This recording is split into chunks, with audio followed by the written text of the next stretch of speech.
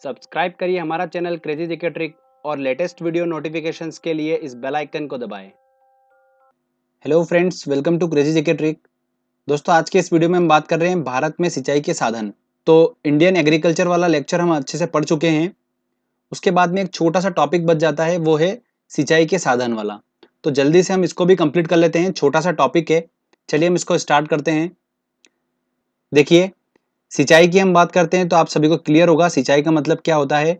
The supply of water to land, जमीन को पानी देने की प्रोसेस जिससे कि फसल अच्छे से बढ़ सके, उसको हम क्या बोलते हैं, सिंचाई बोलते हैं। तो भारत में सिंचाई के साधन से क्वेश्चन पूछते हैं, तो सिंचाई करने के साधन कौन कौन से हैं। देखिए, सबसे पहला है कुएं और नलकूप द्वारा। तो सिंचाई का कितना परसेंट भाग कवर हो रहा है, देखिए कुएं और नलकूप द्वारा 55.9%। मतलब भारत में सबसे ज्यादा सिंचाई का जो साधन है वो क्या है, कुएं और नलकूप है। तो ये नलकूप जो है, थोड़ा वर्ड कंफ्यूजिंग लगता है हमको, चलिए इसको क्लियर कर लेते हैं हम। ट्यूबवेल आपने नाम सुना होगा, वही होता है ये, ठीक है। तो इनके द्वारा 55.9% सिंचाई की जाती है कुएं और नलकूप द्वारा। चलिए सेकंड लेते हैं हम, वो है नहर। 31.4% जो है भारत में सिंचाई नहर के द्वारा की जाती है। अगला आता है दोस्तों तालाब। तो भारत में 6.1% ही सिर्फ सिंचाई तालाबों के द्वारा की जाती है, और ये मैक्सिमम की जाती है तालाबों द्वारा दक्षिण भारत में। अन्य स्रोतों से भी सिंचाई की जाती है, तो वो कवर कर रहा है 6.6%। तो आपको ये ध्यान रखना है, क्वेश्चन एग्जाम में ये बनता है कि भारत में सिंचाई का प्रमुख साधन क्या है, तो वो है कुएं और नलकूप, क्योंकि सबसे ज्यादा जो परसेंट कवर कर रहा है वो कुएं और नलकूप ही कवर कर रहे हैं।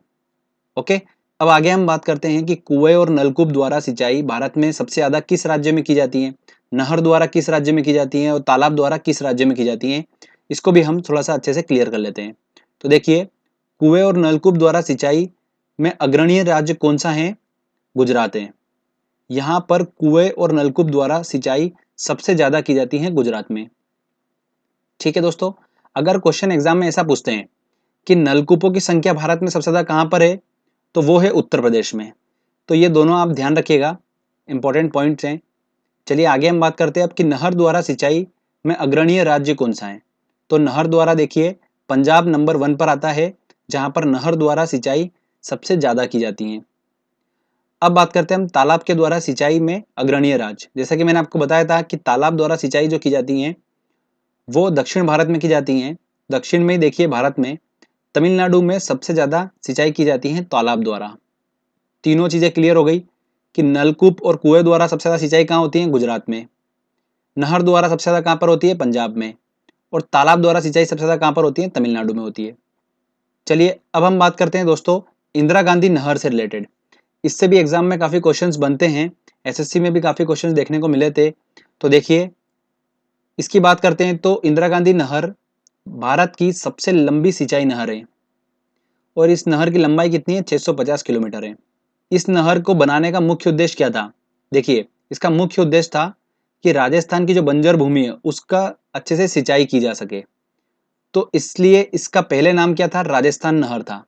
फिर बाद में इसका अभी नाम चेंज कर कर क्या कर दिया गया, इंदिरा गांधी नहर रख दिया गया।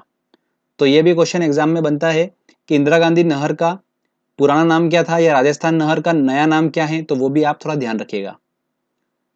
इस नहर का उद्गम कहाँ से हुआ, तो सतलज और व्यास नदी का जो संगम हुआ है हरी के बांध से ही ये इंदिरा गांधी नहर निकलती है। और अगर हम बात करें कि इंदिरा गांधी नहर को पानी कहाँ से मिलता है, तो सतलज नदी के द्वारा इंदिरा गांधी नहर को पानी मिलता है।